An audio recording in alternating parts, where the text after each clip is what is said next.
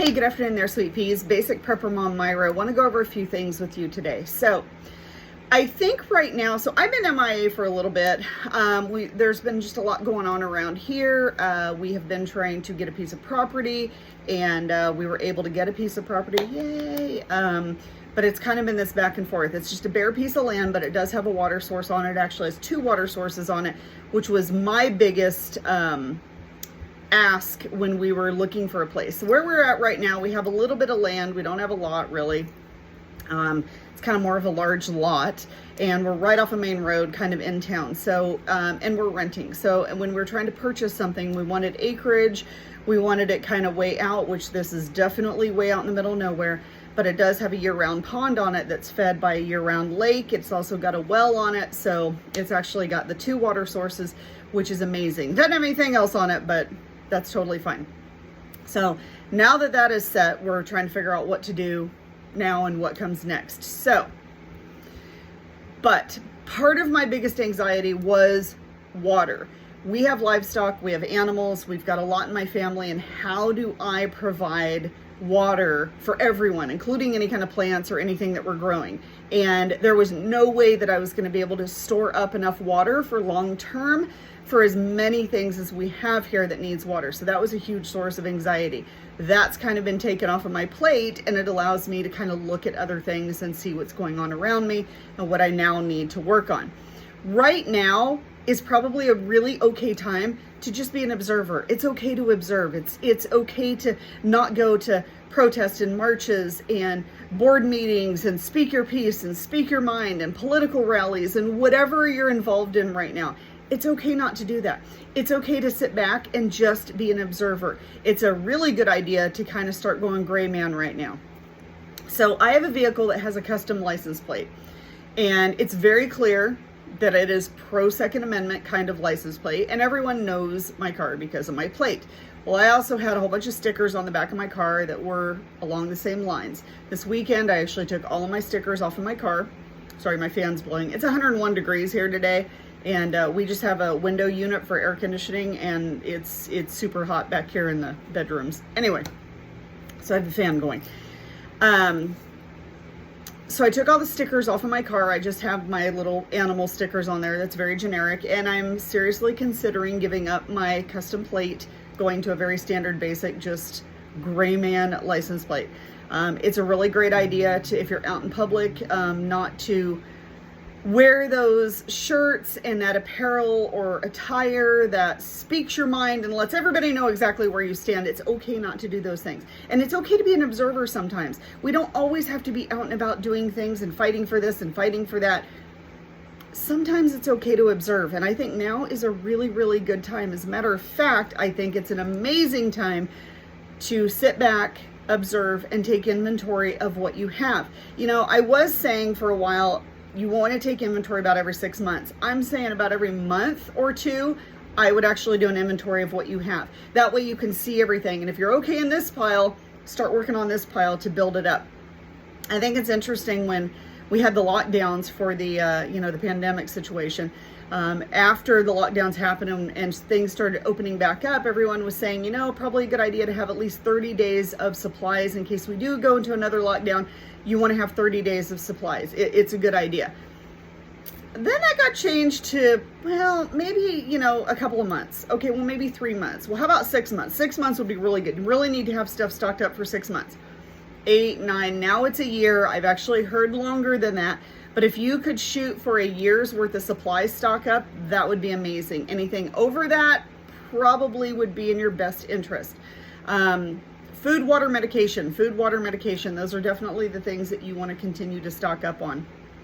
But it's okay to go gray man. It's okay to sit back and take inventory. I think it's actually vital right now. I think that that's what you should be doing. You should be sitting back and observing. You should be sitting back and reassessing. Reassessing is actually probably a better word than observing. Sit back, reassess the situation. Reassess everything that's going on in our country, in your local area, as well as in the world. Reassess what's available, what's not available, what's going to come down the line is not available, and adjust your plan accordingly. So I think reassess is probably a better word than observe right now. stop what you're doing right now. I mean, obviously if you're driving, don't do that, but stop what you're doing and reassess your situation. How is your situation different now than it was 6 months ago or a year ago? How is your situation different now than it was 30 days ago? And how is it going to be different 3 months from now, 6 months from now, a year from now, 2 years from now? Start reassessing what you have, what you don't have. Take inventory. Don't just take inventory of your food, water, and medication. Those are the 3 top things that you definitely need to have in place. Also reassess what other items you have, what first aid supplies you have. Your library, how's your library looking? Are you still working on printing things out off the computer, directions on how to work on things, simple plumbing fixes or electrical fixes, or how to work on a chainsaw or a weed eater or your washing machine, or whatever fits in your life. Print those out, get your binders, all of your homeopathic stuff, any recipes that you can't remember that you want to have on writing, go ahead and put those down as well. Home remedies for whatever situation may arise. Go ahead and start assessing. Sit down and take inventory. And it's going to take time. If you've been doing this for a while and you've got a lot of stuff stocked up, it is going to take time. I'm going to tell you right now, I'm the world's worst inventory taker. I mentally kind of have an idea of what I have, but realistically, I need to sit down and really take inventory. It's very difficult right now because we do live in such a small house. We actually just got a new shed. We're going to be moving that shed onto our property. So everything was kind of up in the air, and it was I felt very chaotic. Like, I was getting stuff and I was preparing things, but I was like throwing stuff in tubs, storage tubs. I was just throwing them in storage tubs and throwing them in the shed, which is not horrible because at least I know I have stuff. But that also doesn't allow me to know exactly what I have. At the beginning, I was good, and I sorted out, first aid stuff and candles and matches and whatever, in their own tubs, and everything was labeled, and I had a sheet in there that had inventory. Very beginning, I was very good, but unfortunately, life gets in the way and things happen. But right now is definitely a good idea to take inventory. We know that there's going to be food shortages coming. We don't know how bad they're going to be. We know that farmers and ranchers are selling things off by the dozen, actually by the hundreds, not even by the dozen, by the hundreds, which means our food supply for right now is okay.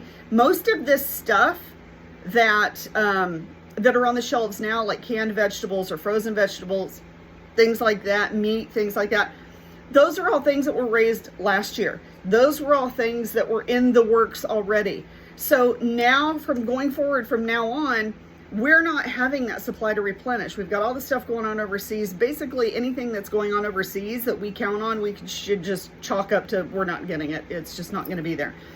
But everything that is currently being produced is supposed to be hitting our shelves, or would be hitting our shelves in 2023 into 2024. However, that's not going to happen. So how bad are the shortages going to get? I honestly don't know.